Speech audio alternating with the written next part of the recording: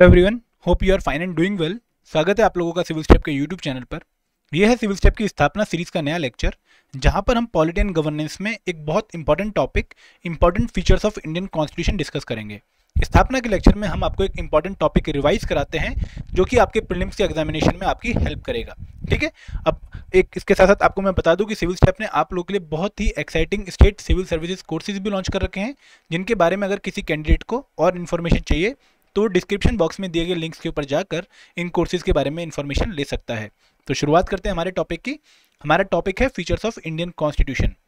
मैं आपको बता दूं कि जो हमारी कॉन्स्टिट्यूंट असेंबली है वो पहली बार 19 दिसंबर 1946 को मिलती है, और उसके बाद 2 साल 11 महीने 18 दिन में वो प्रिपेयर करती है हमारा कॉन्स्टिट्यूशन। भले ही हमारे कॉन्स्टिट्यूशन को प्रिपेयर करते टाइम हमने बहुत सारे फॉरेन कॉन्स्टिट्यूशंस को स्टडी किया था, लेकिन हमारा जो कॉन्स्टिट्यूशन बनकर आता है, जो हम अडॉप्ट करते हैं 26 नवंबर 1949 को, वो एक बहुत ही यूनिक कॉन्स्टिट्यूशन था। उसमें बहुत ही ऐसी फीचर्स थी इंपॉर्टेंट जो उसको अलग करती थी बाकी कॉन्स्टिट्यूशन से।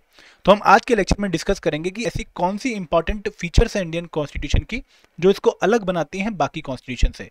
तो सबसे पहली और इंपॉर्टेंट फीचर है हमारे इंडियन कॉन्स्टिट्यूशन की कि एक ब्लेंड है रिजिडिटी का एंड फ्लेक्सिबिलिटी का। देखो, जब हम कहते हैं कि कोई कॉन्स्टिट्यूशन रिजिड है, इसका मतलब ये कि उस कॉन्स्टिट्यूशन में चेंज करने काफ़ी मुश्किल है। अगर आप उसमें कुछ अमेंडमेंट करना चाहते हैं तो आपको एक स्पेशल प्रोसीजर फॉलो करना पड़ेगा। और अगर हम कहते हैं कि कॉन्स्टिट्यूशन फ्लेक्सिबल कॉन्स्टिट्यूशन है, तो इसका मतलब ये कि उस कॉन्स्टिट्यूशन को आप बहुत आसानी से एक सिंपल प्रोसीजर फॉलो करके अमेंड कर सकते हो। जब हम इंडियन कॉन्स्टिट्यूशन को स्टडी करते हैं तो यहाँ पर हमें कुछ प्रोविजंस ऐसे देखने को मिलते हैं जहाँ पर हमें अगर कोई चेंज करना है तो हमें स्पेशल प्रोसीजर फॉलो करना पड़ेगा, आर्टिकल 368 वाला। ठीक है, फॉर एग्जांपल अगर आपने फंडामेंटल राइट्स को अमेंड करना है, जो कि एक बहुत इंपॉर्टेंट चीज़ है हमारे कॉन्स्टिट्यूशन की, तो उसको ऐसे ही आप चेंज नहीं कर सकते। उसके लिए आपको एक स्पेशल प्रोसीजर फॉलो करना पड़ेगा, एक रिजिड प्रोसीजर फॉलो करना पड़ेगा, आर्टिकल 368 वाला। लेकिन इसके अलावा कुछ प्रोविजंस ऐसे हैं, फॉर एग्जाम्पल अगर आपने सिटीजनशिप के आर्टिकल्स में कुछ चेंज करना है तो वहाँ पर आपको स्पेशल प्रोसीजर फॉलो करने की जरूरत नहीं है। ये आप एक सिंपल ऑर्डनरी जैसे लॉ बनाते हैं उस प्रोसीजर को फॉलो करके भी कर सकते हैं।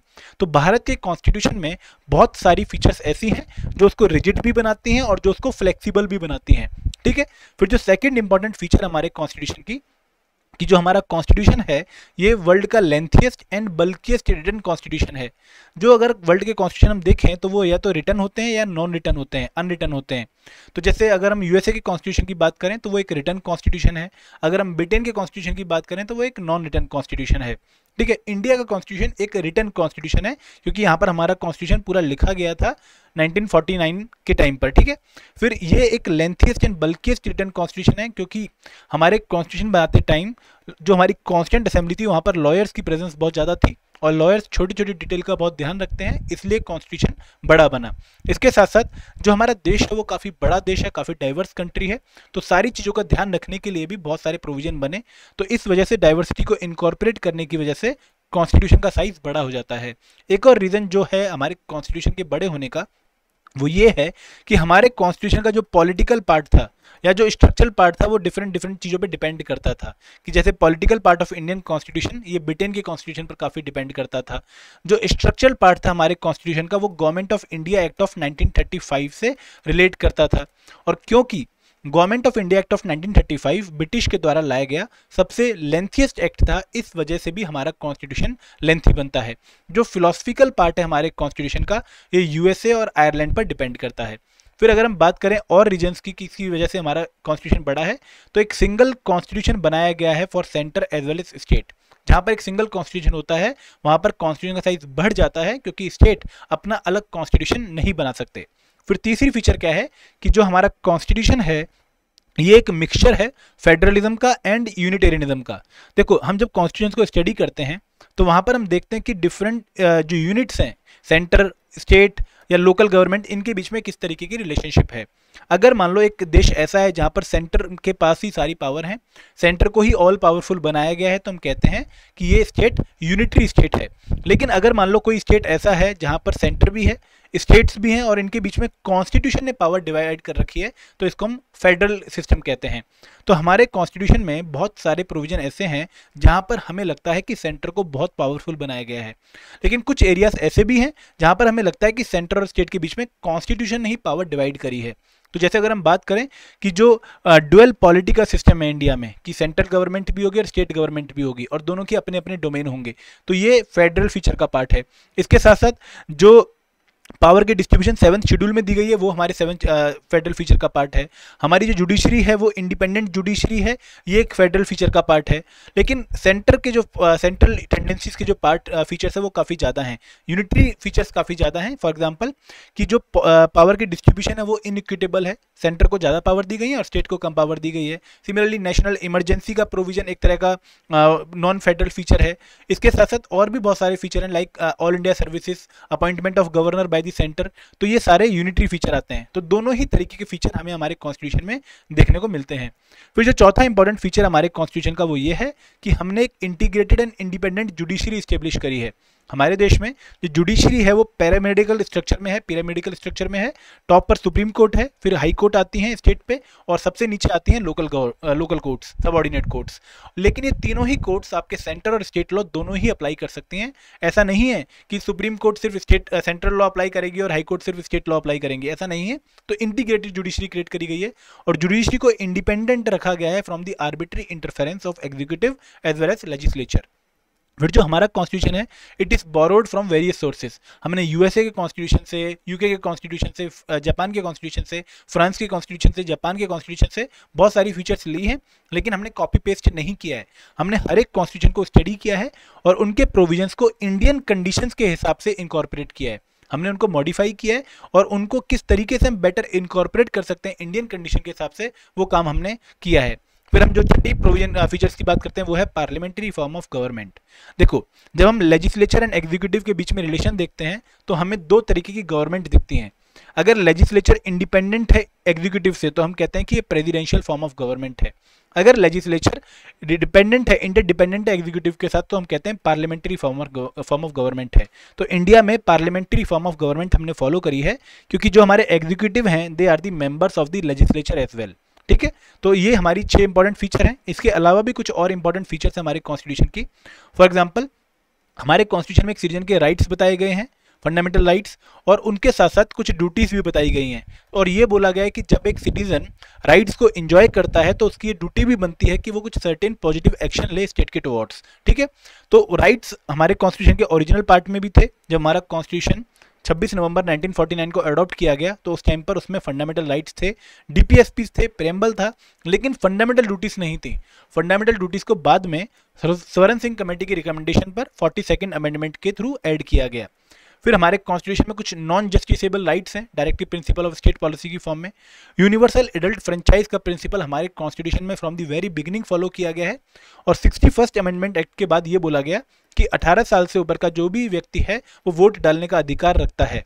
सिंगल सिटीजनशिप का कंसेप्ट है कि हमारे देश में कोई स्टेट सिटीजनशिप नहीं है, जैसे यूएसए में हमारे में सिर्फ एक ही सिटीजनशिप है, इंडियन सिटीजनशिप। ठीक है, हमारा एक यूनिक कॉन्स्टिट्यूशन है जहां पर हमें लोकल लेवल गवर्नमेंट भी देखने को मिलती है। यहाँ पर पंचायत एंड म्यूनिसिपैलिटीज को कॉन्स्टिट्यूशनल रिकॉग्निशन मिली है by 73rd and 74th constitutional amendment act. ठीक है, हमारा जो स्टेट है वो सेकुलर स्टेट है जहां पर रिलीजन को सेपरेट किया गया है स्टेट से, लेकिन स्टेट इक्वल रिस्पेक्ट शो करता है ऑल रिलीजन्स को। इसके साथ साथ पार्ट 18 ऑफ द कॉन्स्टिट्यूशन में कुछ इमरजेंसी प्रोविजन है जहां पर प्रेसिडेंट साहब अगर चाहें तो किसी इनएविटेबल सिचुएशन को मीट करने के लिए वो इमरजेंसी प्रोविजन लगा सकते हैं। ठीक है, अब कुछ क्वेश्चंस देखते हैं। पहला क्वेश्चन है कि which of the following are unitary और non federal features in the Indian constitution, कि इनमें से कौन से हमारे कॉन्स्टिट्यूशन के यूनिटरी फीचर्स हैं या नॉन फेडरल फीचर्स हैं। तो सिंगल कॉन्स्टिट्यूशन एक यूनिटरी फीचर है क्योंकि सिंगल कॉन्स्टिट्यूशन का मतलब ये है कि सिर्फ एक ही कॉन्स्टिट्यूशन होगा सेंटर का और स्टेट का। स्टेट अपना अलग से कोई कॉन्स्टिट्यूशन नहीं बना सकते, तो ये फेडरल प्रोविजन के खिलाफ जाता है। तो ये पहला हमारे आंसर का पार्ट बनेगा, तो एक ऑप्शन गया। दूसरा आता है इंडिपेंडेंट जुडिशरी। इंडिपेंडेंट जुडिशरी एक फेडरल प्रोविजन है, नॉन फेडरल नहीं है, तो ये हमारे आंसर का पार्ट नहीं बनेगा। तो जहां जहां 2 आ रहा है उसको हटा दीजिए, तो आपका ऑटोमेटिकली आंसर आ गया 1 and 3 ओनली। सिंगल सिटीजनशिप का मतलब ये है कि आप एक नेशनल सिटीजनशिप देना चाह रहे हैं, आप स्टेट की सिटीजनशिप नहीं देना चाह रहे, तो ये भी एक यूनिटरी फीचर है। तो इस क्वेश्चन का आंसर क्या बनेगा? Answer C. अगला क्वेश्चन देखते हैं। The structural part of the Constitution of India is derived to a large extent from the, कि जो हमारा स्ट्रक्चरल पार्ट है कॉन्स्टिट्यूशन का, ये कहाँ से ड्राइव किया गया है? तो मैं आपको बताता हूँ कि जो हमारा कॉन्स्टिट्यूशन है इसका जो पॉलिटिकल पार्ट है ये ब्रिटेन की कॉन्स्टिट्यूशन से ज़्यादा मैच खाता है। जो फिलोसफिकल पार्ट है वो आता है यूएसए एंड आयरलैंड के कॉन्स्टिट्यूशन से in the form of fundamental rights and DPSP. लेकिन जो स्ट्रक्चरल पार्ट है हमारे कॉन्स्टिट्यूशन का वो लेगेसी रखता है government of India act of 1935 से।